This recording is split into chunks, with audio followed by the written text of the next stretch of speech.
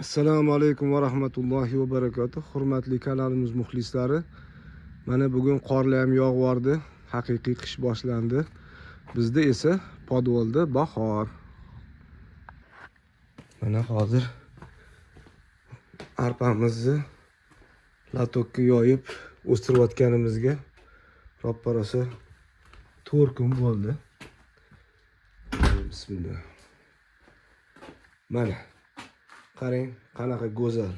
Kecha mana shu sap-sariq edi. Allohning mo'jizasi shu emasmi?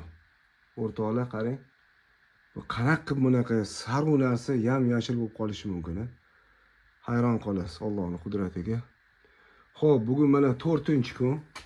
Xudo xolasa, mana latogimizni balandligi 5 sm bo'lsa, bu yoqqa ham taxminan 5 sm o'sibdi. Xo'p, bu hali yana o'sadi. Umumiy hisobda 8 kun o'sishi kerak latokda. Bunga yana suv qo'yamiz bugun. Uje suv sepishda, ya'ni pulverizatorda suv sepish shart emas. Shart emas.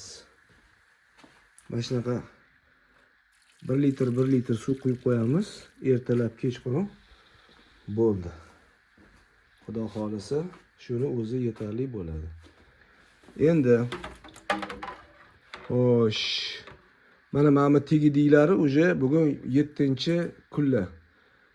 Bugun bittasini, ertaga ikkinchisini mana shu qo'ylarimga, kurkalarimga to'g'rab beraman.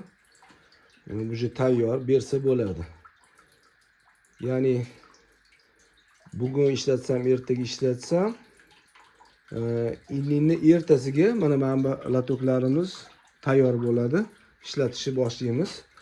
Hammasini ko'rsatib, qancha nimadan berishligini tushuntirib o'taman inshaalloh. Keyingi videolarda ko'rishguncha xayr.